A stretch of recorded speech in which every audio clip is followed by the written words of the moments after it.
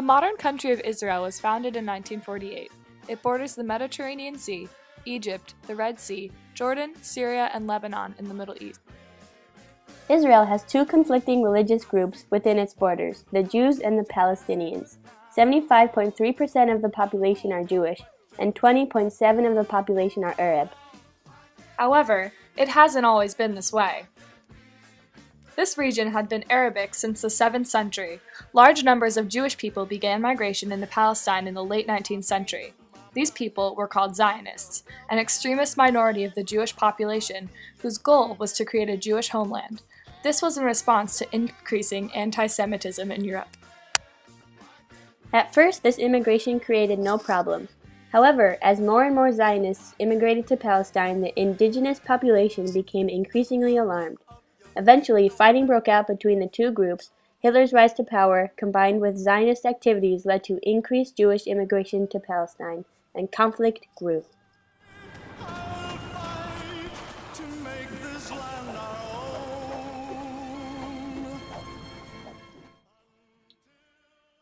Finally, in 1947, the United Nations intervened. Under considerable pressure from the Zionists, they handed over 55% of Palestine to create a Jewish state, even though they were only 30% of the population at the time. In 1948, just after Israel was announced as an independent state, Arab armies from the Palestinian population and surrounding countries invaded Israel. This was known as the War for Independence. With help from Great Britain, Israel was able to pull out of the war with more land gain. This land was previously given to Palestine in the United Nations Resolution of 1947. The United States did not become directly involved with the armistice negotiations, but hoped that the issues in the Middle East would not interfere with the international balance of power between the Soviet Union and the United States. During the Suez Crisis of 1956, in which Israel, France, and Great Britain invaded Egypt's Sinai Peninsula over the nationalization of the Suez Canal, the United States, backed by the Soviet Union and the UN, intervened on behalf of Egypt to stop the occupation of the Sinai Peninsula. In an effort of containment, the United States attempted to remain neutral and to not become too closely allied with Israel for fear that Egypt would fall to communism.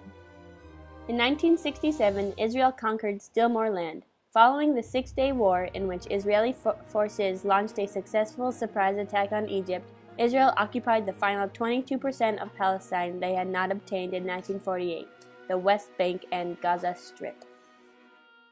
From the beginning, the United States sought a ceasefire in order to prevent an Arab defeat bad enough to force the Soviet Union to intervene.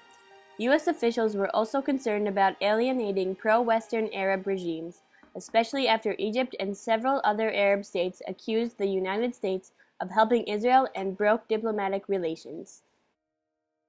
During the Six-Day War, Israeli jets and torpedo boats attacked the USS Liberty, a U.S. Navy intelligence ship in Egyptian waters, killing 34 and wounding 171. Israel claimed the Liberty was mistaken as the Egyptian ship, El Qasir, and it was an instance of friendly fire.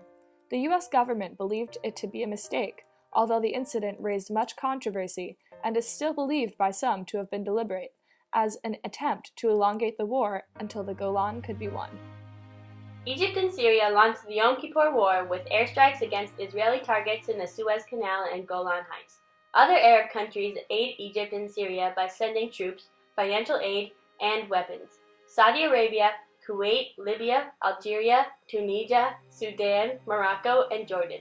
The Soviet Union airlifts supplies to the Arab combatants, and the United States sends aid to Israel. Following the end of the Yom Kippur War and the recognition of Israel as a state by the Egyptian president, in 1978, U.S. President Jimmy Carter sponsors a summit at Camp David in Maryland between Egypt and Israel. The Camp David Accords are signed by the Egyptian president and the Israeli prime minister to promote peace between the two countries. This also called for a formal peace treaty to be signed between Israel and Egypt, and the establishment of diplomatic relations between the two countries, and also called for further meetings to resolve the Palestinian conflict. One of the agreements that President Sadat and Prime Minister Begin are signing tonight is entitled A Framework for Peace in the Middle East.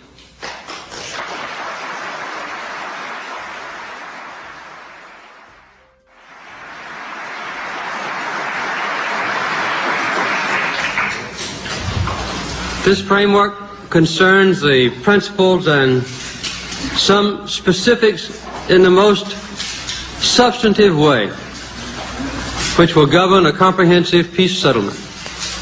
It deals specifically with the future of the West Bank and Gaza and the need to resolve the Palestinian problem in all its aspects. The Palestinians will have the right to participate in the determination of their own future, in negotiations which will resolve the final status of the West Bank and Gaza. During the 1980s, there was virtually no progress on the peace front between either Israel and the Palestinians or between Israel and the Arab states. In 1987, the Intifada, a Palestinian uprising against Israeli rule in the West Bank and Gaza Strip, began. A year later, the Palestine Liberation Organization accepted UN resolutions that refer to peace terms for wars involving Israel and Arab nations. In 1991, the Madrid Peace Conference, organized by the U.S., invited the heads of states from Israel, Syria, Lebanon, Jordan, along with delegations from the West Bank and Gaza, to come together and to discuss peace plans. In 1993, the Oslo Accords are signed, meaning that the Palestinian Liberation Organization and Israel agree to recognize each other's existence. A year later, the Palestine Liberation Organization accepted UN resolutions that refer to peace terms for wars involving Israel and Arab nations. This implication of acceptance of the resolution is that the PLO must recognize Israel as a separate state. To present day, Israel and Palestine have been arguing over a two-state solution. In 2003, the U.S. presented the Roadmap to Peace, which was a three-step plan for a sovereign Palestinian state by 2006. I call upon all parties in the Middle East to abandon old hatreds and to meet their responsibilities for peace. The Palestinian state must be a reformed and peaceful and democratic state that abandons forever the use of terror. The government of Israel, as the terror threat is removed and security improves, must take concrete steps to support the emergence of a viable and credible Palestinian state and to work as quickly as possible toward a final status agreement. Instead of solving the problem, more fighting occurred between the two states. In 2007, President Bush hosted a conference aimed to relaunch the peace process. President Abbas that progress needs to be made on four parallel tracks. First, both sides need to fulfill their commitments under the roadmap. Second, the Palestinians need to build their economy and their political and security institutions. And to do that, they need the help of Israel, the region, and the international community. Third, I reiterate my appreciation for the Arab League Peace Initiative, and I call upon the Arab countries to reach out to Israel, a step that is long overdue. When elected in 2000, President Obama continued to improve relations between the two countries and continues to do that present day. The United States is deeply committed to the creation of an independent and sovereign state of Palestine. In our discussion with President Abbas, I heard him speak eloquently about the difficult issues that cannot be ignored. Among them, problems caused by continued settlement activity, the plight of Palestinian prisoners, and access to holy sites in Jerusalem.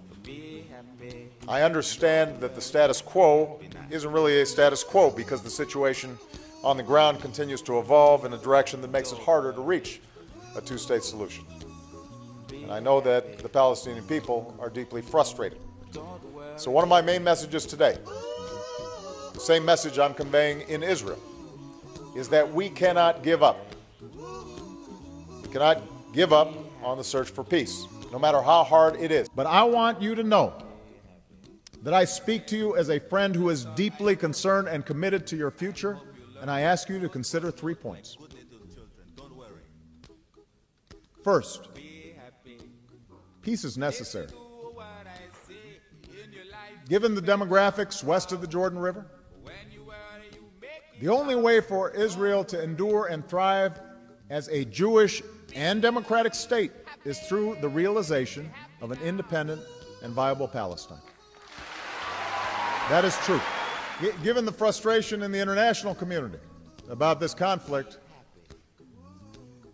Israel needs to reverse an undertow of isolation. And given the march of technology, the only way to truly protect the Israeli people over the long term is through the absence of war, because no wall is high enough and no Iron Dome is strong enough or perfect enough to stop every enemy that is intent on doing so from inflicting harm. Already, Israeli and Palestinian leaders have demonstrated a willingness to take significant political risks. President Abbas has put aside efforts to shortcut the pursuit of peace and come to the negotiating table. Prime Minister Netanyahu has released Palestinian prisoners and reaffirmed his commitment to a Palestinian state.